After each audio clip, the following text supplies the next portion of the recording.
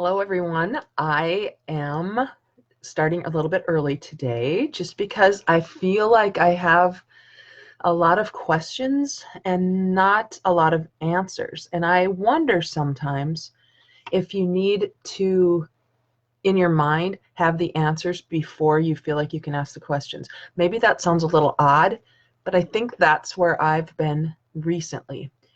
It's weird to not really embrace the restlessness and discontent that we might be feeling.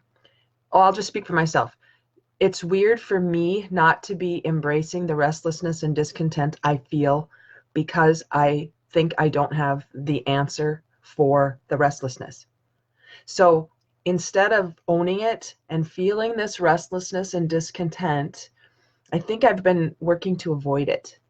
And I think part of my early conditioning as a recovering perfectionist, if you know me at all, you know that that is part of who I have been, is not asking questions that I don't already think I might have an answer for.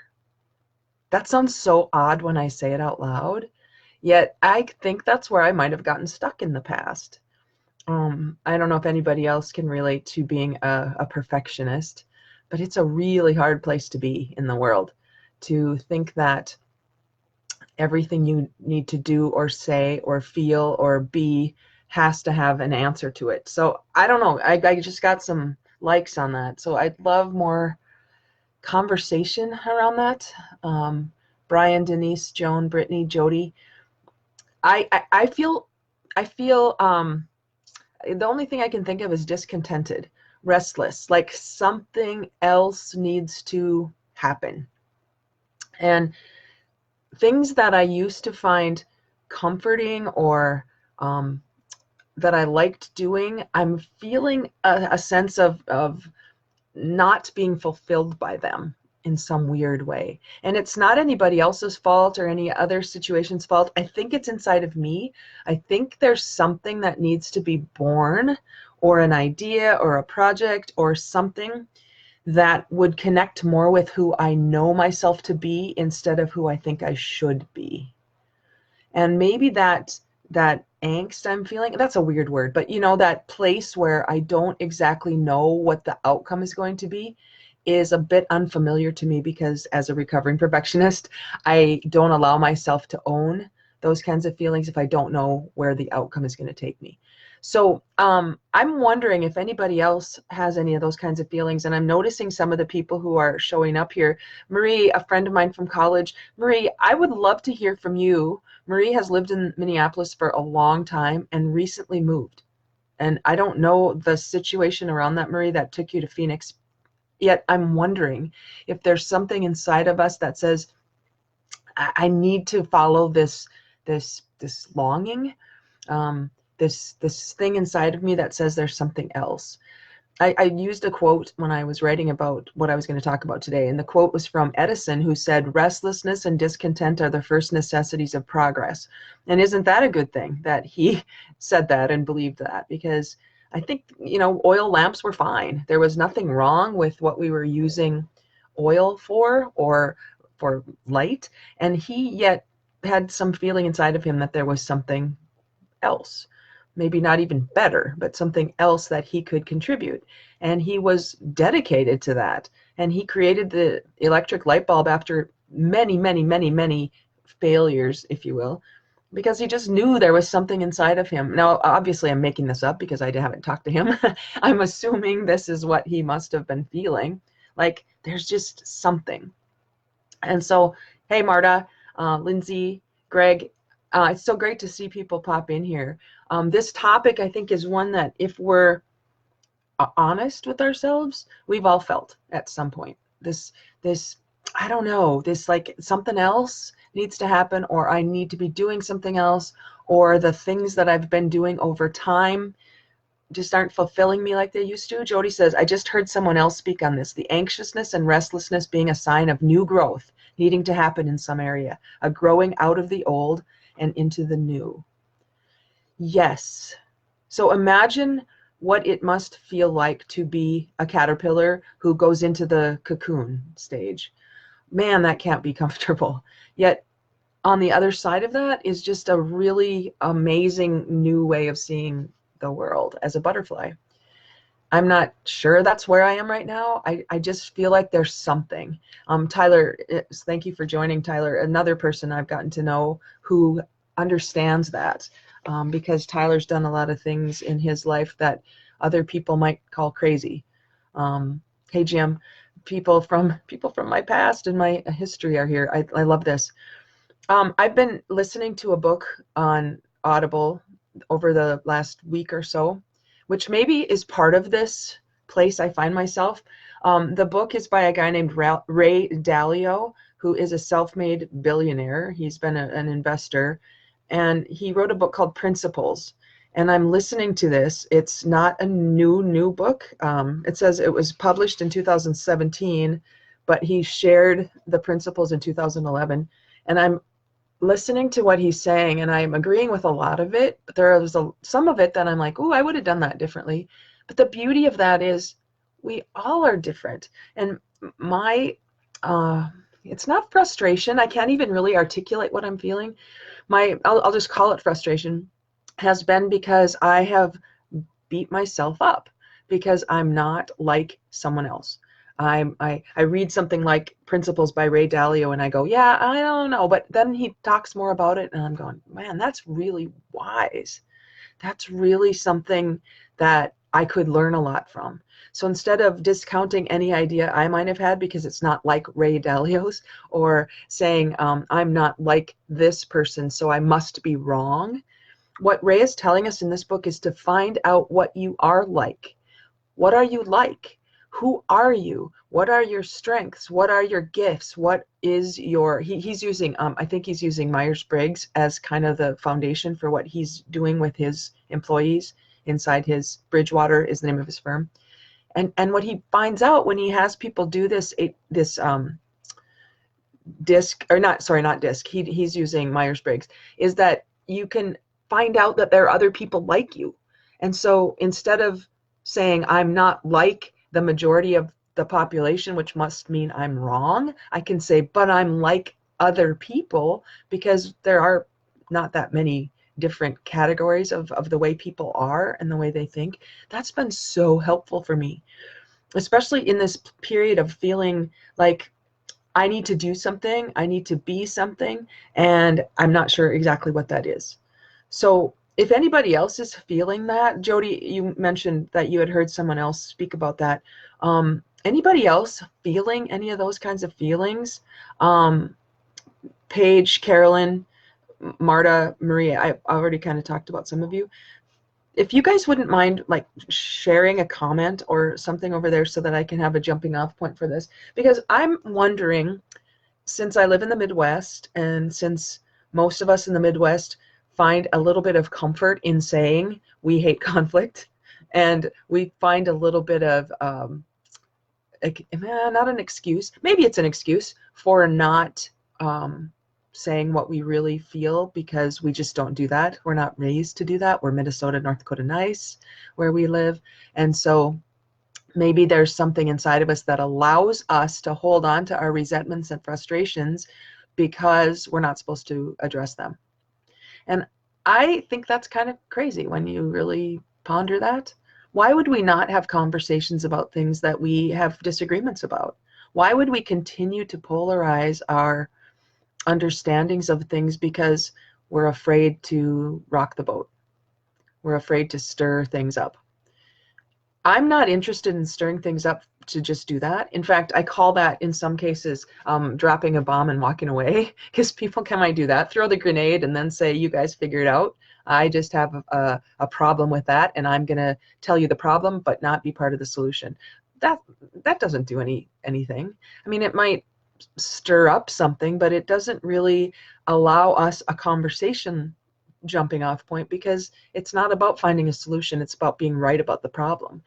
Jody, I was laughing when you mentioned the butterfly. I was in bed 2 nights ago and had the same thought. Well, Jody, it's no surprise that we have the same name, but also we've been into this conversation a lot. You know, Jody and I have studied a lot of things together. We've studied Think and Grow Rich.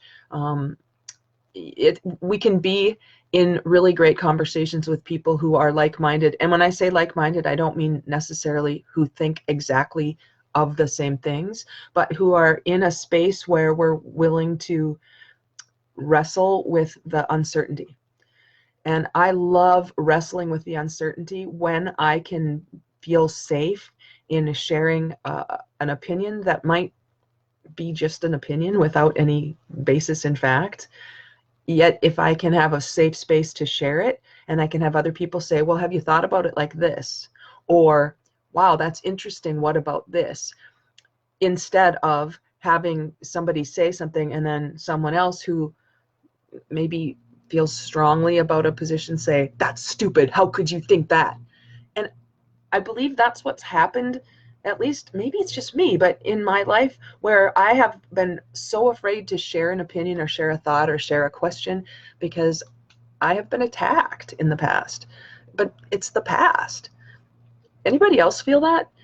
It's in the past. And if I'm not sharing my point of view, my questions, my thoughts with people because I'm afraid to be wrong, well, that's just ridiculous. And again, I'm articulating it, and as I'm articulating it, I'm hearing it.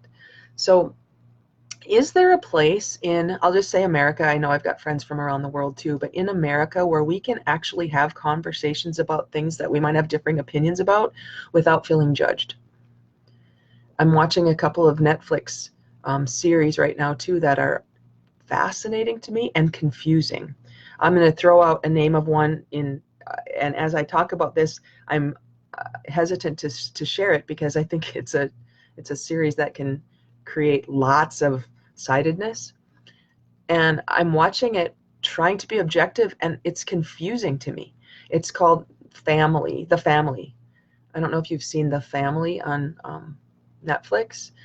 It's about Christianity in politics. I'll just leave it there. And it's confusing to me because I don't really know exactly how I feel about it.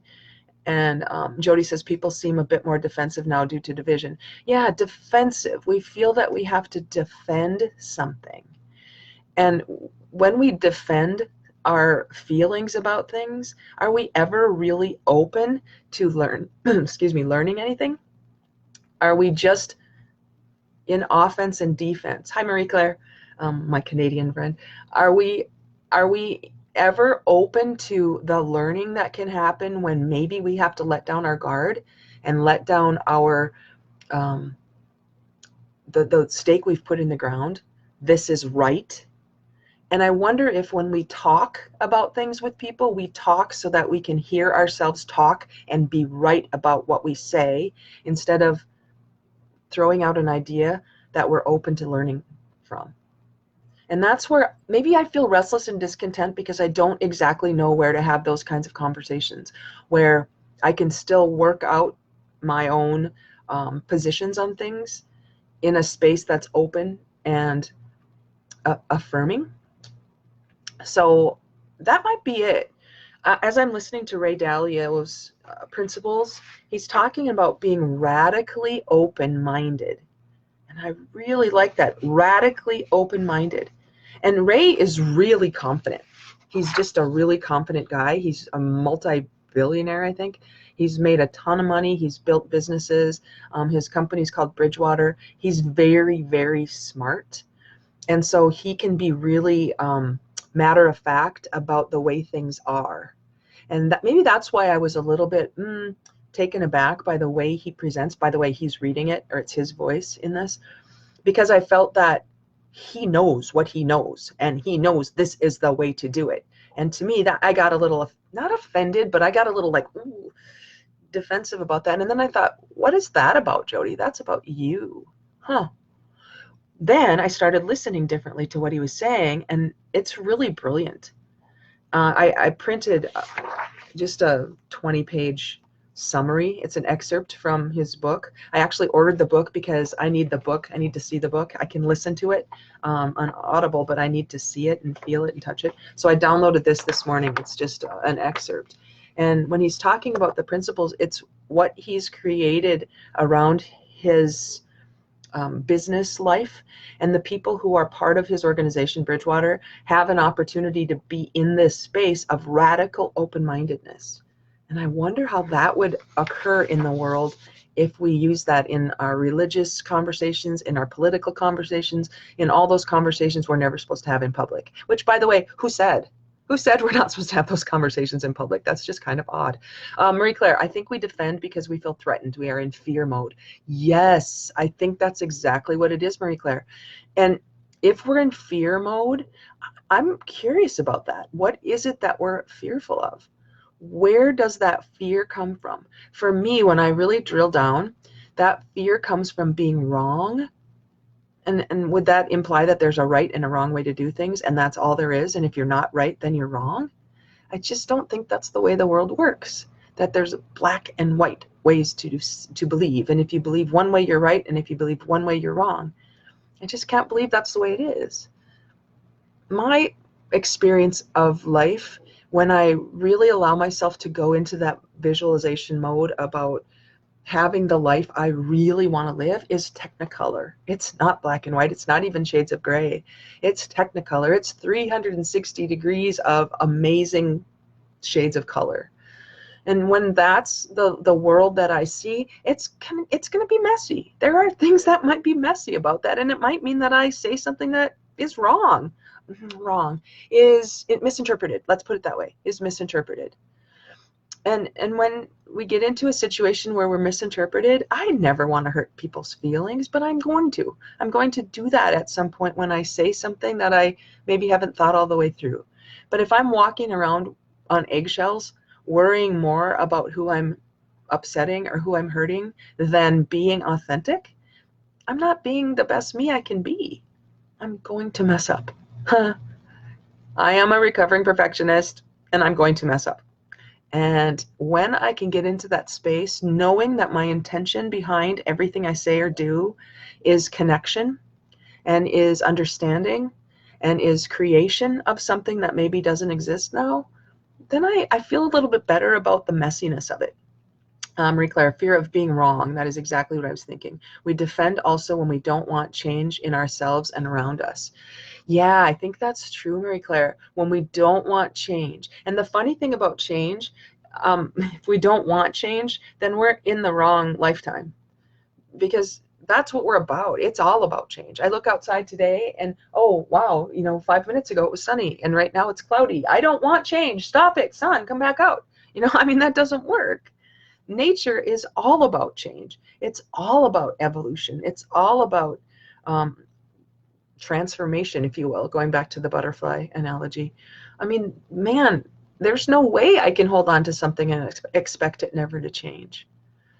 And so when I can have conversations about things like this Netflix series called The Family, and I could say to somebody, wow, okay, so this part of it I get, but when this part happened, I was really confused. And then at this part, man, can we talk about that? And in my mind, I'm thinking while I'm watching this about, this friend or this acquaintance. And if I said that to this acquaintance, I can project that person would say, well, what are you, stupid? Of course it's that. And then I think, wow, why am I projecting what I think that person's going to say about my opinion about that? And then I get stuck in my story and I never share. It's so weird what we do. And the awareness of, I'll speak for myself, the awareness of who I'm being in that maybe is detrimental, because it keeps me from actually sharing what I'm contemplating. Jody says, people are being fired from jobs for things they have said years ago. It creates anxiety and fear. Well, so if people are being fired from jobs for things they said years ago, I wonder if there's grace involved in anything. Now, I'm not excusing people's behavior. I don't know exactly what you're talking about, Jody, but if we assume positive intent and we assume people are doing the best they can with what they know, That's a huge assumption. But if I assume that people are doing the best they can with what they know at every moment, then would I, as a leader inside an organization, ask questions rather than make assumptions? So assumptions, I'm assuming, positive intent still. I'm using the word assumption in a negative way and a positive way together in what I just said, so I get that. Yet, if we assume that people are doing the best they can with what they know, and then we aren't making assumptions based on our own interpretation of that, could there be a possibility of a connection? Like the political correctness of things. Yeah, the political correctness of things. I'd like to examine that term someday a little bit more. What does it mean to be politically correct? Politically correct. Again, another death by social media and mob mentality. Yes. Social media. I love social media. It's what we're talking about right now, talking on, right? Social media is so great because it connects me with people I would never be connected with any other way. I reconnect with people I went to school with, or I've met somewhere else, or people I've never even met in real life but feel that I know. I love social media. And there are dangers to it, for sure. And man, I just don't think this whole feeling of, I'm going to call it belonging, like a feeling of wanting to belong to something and someone, has to be that difficult. It really doesn't have to be that difficult. Thanks for the hearts and likes on that, you guys. It doesn't have to be as difficult as we're making it. If I'm so afraid that I'm going to offend somebody else by what I'm saying, we will never have an opportunity for connection. Think about racism. Think about think about sexism. Think about all these isms that are out there that I have to be so careful not to offend somebody around. It keeps me from being authentic. It keeps me from saying, I don't know what to do. In my first book I wrote, it was called The 100% Factor, and I wrote a chapter about prejudice back in 2006. And I have a friend, I have lots of friends. I have lots of friends. You guys are all here. But I have a really good friend of mine I met several years ago who is African American. And I asked him, what do I call you? What do I say? I don't even know how to address you because I don't know how to not offend you. Well, and he and I have conversations a lot. And he's not, I don't think he's offended by me asking those questions. Yet I watched The Family Netflix thing last night, and there was a section on racism that I was confused by. I don't know how not to be offensive when I'm trying to be authentic. And white privilege is a thing. It is a thing. I only know my experience of the world. I only know who I am. I don't know what it's like to be African American. I don't know what it's like to be Muslim. I don't know what it's like. I have not had that experience of walking in those shoes. I don't know it, but that doesn't mean I'm not interested in learning and connecting and finding a place where I can belong with people of different backgrounds, different histories. That's what I mean when I talk about Technicolor. And I don't mean it black and white race, American Indian, Chinese, none of that. That's not what I mean when I talk about Technicolor. I mean like an experience of seeing the flowers and going to the grocery store and seeing the produce and being alive and awake to all the possibilities that exist in the world. And I'm going to mess up. I'm going to mess up. I'm going to ask an African American friend what I should call him or her. And people could overhear that and say, you are so insensitive. You're racist. My goodness, I'm doing the best I can. I feel restless and discontent because I feel like we're not giving people grace to be authentic. And I don't know. I'm gonna do the best I can, you guys. I'm gonna ask questions that I maybe shouldn't ask, politically incorrect questions, perhaps. I might say something to somebody who will then look at me like I'm stupid because I didn't know better.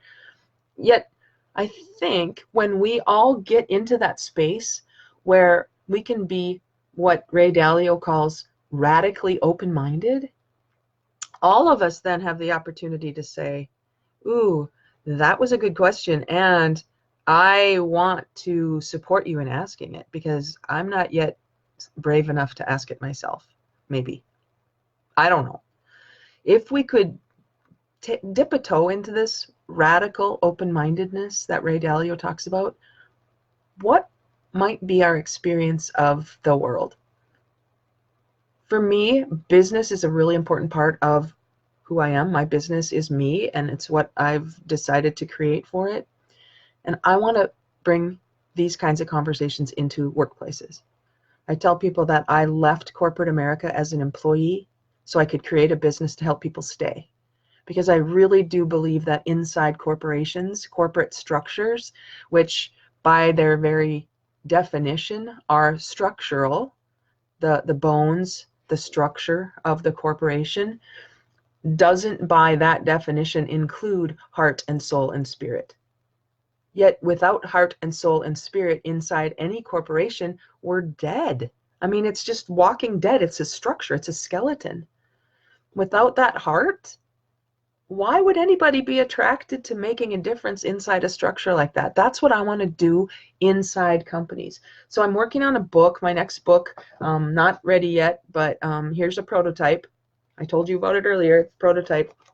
I just printed it out on my printer, cut it out, have little clips holding it together, just because I want to see it and feel it. I believe this is something that I know it's something that I will be speaking about, and I hope to be doing more with it inside corporate structures. And that could be business, it could be government, it could be religion. Oh my gosh, really? Ah, why can't we have those kinds of conversations? Why? So I'd love to tell you more. I know I've taken up a lot more of your time than I intended to, and I do have a meeting coming up in about 9 minutes, so I need to run. But those of you who joined me today, thank you, thank you, thank you.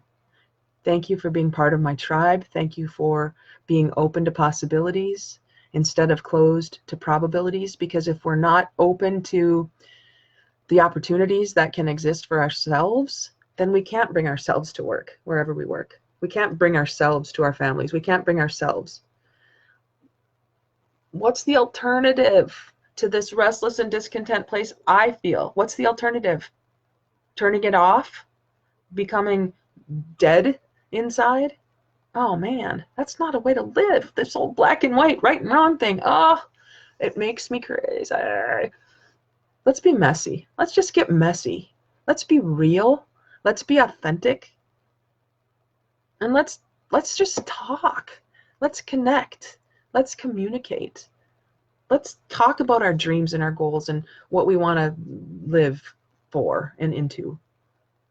You know, might be crazy, okay, but I'd rather be crazy on that end of it than to shut it all off and just be walking dead. So I hope you'll join me in more of these conversations. Thank you guys for the hearts and the likes and even the laughs. I'm so grateful for all of you. This is such an important conversation, and let's continue to have it. Thank you, thank you, thank you, thank you. Look forward to seeing you again. Take care, everybody. Bye-bye.